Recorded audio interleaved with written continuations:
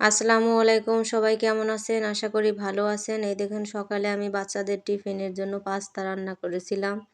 তো আমি পাস্তাটা প্রথমে সিদ্ধ করে নিলাম, তারপরে সব ধরনের মশলা কষিয়ে তার মধ্যে পাস্তাটা ঢেলে দিলাম। আমি এভাবে পাস্তা রান্না করি। একটু লবণ দিতে হয় যেহেতু পাস্তার সাথে কোনো মশলা থাকে না। মশলা কষিয়ে একটু লবণ দিয়ে তারপরে পাস্তাটা রান্না করে নিতে হয়, তাহলে অনেক টেস্ট হয়। তো এই দেখুন আমার পাস্তা রান্না করা হয়ে গেছে। এই যে এভাবে করে আমি নেড়ে চেড়ে রান্না করে নিয়েছি। তো কেমন হয়েছে আমার পাস্তাটা বলবেন। তো এটা আমি সকালে বাচ্চাদের টিফিনে দিয়েছিলাম। বাচ্চারা পাস্তা খেতে পছন্দ করে, আমারও পাস্তা ভালো লাগে। পাস্তা সবারই মোটামুটি ভালো লাগে, আর ঝাল ঝাল পাস্তা হলে তো আর কথাই নেই। তো অনেক ঝাল টাল দিয়ে সুন্দর করে মশলা কষিয়ে রান্না করেছিলাম। তো বেবিরা খেয়ে অনেক মজা পাইছে, অনেক ভালো হয়েছে, অনেক টেস্টি হয়েছে। তো এভাবে করে আপনারা রান্না করতে পারেন। তো আমি এখন চলে যাব দুপুরের রান্নায়। দুপুরে আমি অফ ক্যামেরাতে সব কাটাকুটি করে নিয়েছিলাম। দিয়ে আমি বড়ি দিয়ে একটা সবজি রান্না করেছি। এই দেখেন আমি ফুলকপি, সিম, তারপরে বড়ি, তারপরে পটল, আলু এসব দিয়ে আমি একটা সবজি করে নিয়েছি। শীতের সময় বড়ি দিয়ে বড়ি ছাড়া তরকারি খেতে ভালোই লাগে না। তারপরে ওর বাবা ইলিশ মাছ নিয়ে আসছিল, কাটা ইলিশ। তো কাটা ইলিশটা রান্না করে নিয়েছিলাম, এই দেখেন। তো আমি একটু ঝোল ঝোলই রান্না করলাম, যেহেতু ইলিশ মাছ একটু ঝোল, ইলিশের ঝোল খেতে ভালো লাগবে, তাই এই একটু ঝোল ঝোল করেছি। আপনারা চাইলে আরও শুকিয়ে রান্না করতে পারেন। শুকিয়ে ঝোল যারা না খায় তারা আরও শুকিয়ে নিতে পারে, সমস্যা নেই, যেভাবে যে রান্না করে। তো আমি ইলিশ মাছটার মশলা প্রথমে কষিয়ে নিয়ে তারপরে মাছটা দিয়ে তারপরে ঝোল দিয়ে দিয়েছিলাম। এই দেখেন আমি ঝোল দিয়ে দিয়েছিলাম, তারপরে ওটাকে রান্না করেছি। এভাবে করে কালারটা অনেক সুন্দর আসছে, খেতেও অনেক মজা হয়েছিল, অনেক সুস্বাদু হয়েছিল। বড় ইলিশ, অনেক বড় বড় ইলিশ, পেটিগুলো অনেক বড় বড় মাছের। তো অনেক টেস্ট হয়েছিল। আপনারা কমেন্টে বলবেন কেমন হয়েছে আমার রান্না বাড়া। তারপর একটু লাল শাক ভাজি করেছিলাম, এটা আমি অফ ক্যামেরায় কেটে কুটে আর একদিন রেখে দিয়েছিলাম, সেটাকে বের করে আমি পেঁয়াজ মরিচ দিয়ে সুন্দর করে ভাজি করে নিয়েছিলাম। তো লাল শাক এখন আর আগের মতন অত কালার আসে না।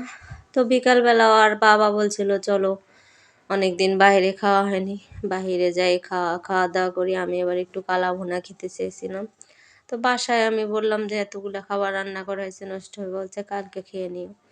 তো বারবার বলছিল, ওই জন্য আমি আবার একটু বাইরে বের হইলাম, বাচ্চাদের নিয়ে যাচ্ছি অনেকটাই দূর রাজশাহী থেকে, সেই তালাইমারি, ভদ্রা তালাইমারি, ওখানে কালা ভুনা বিখ্যাত। তো আমি কালা ভুনা খেতে চেয়েছিলাম, এই কারণেই আমাকে ওখানে নিয়ে যাচ্ছে।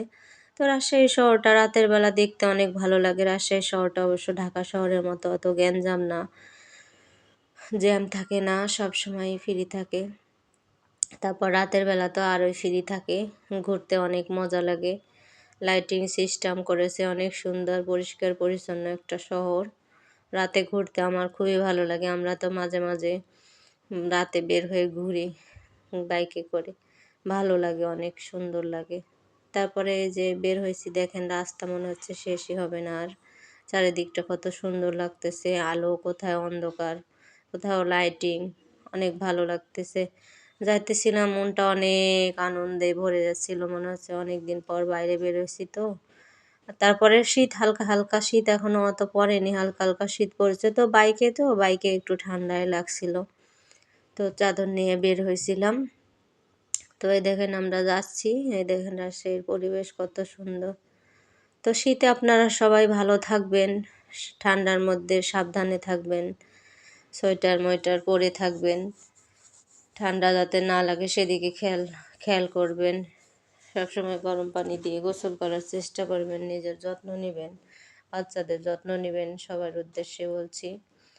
তো এই দেখেন রাজশাহীর লাইটগুলো অনেক সুন্দর, এই সুন্দর লাইটগুলো জ্বালিয়ে দেওয়া হয়েছে রাস্তাতে, দেখতেই মজা লাগতেছে। তো আমরা যাইতেছি আর মজা করতেছি, গল্প করতেছি অনেক। তারপর ভয়ও লাগে, আবার অ্যাক্সিডেন্ট না হয়, বাইক চালাচ্ছে যেহেতু, সেহেতু ভয়ও লাগে।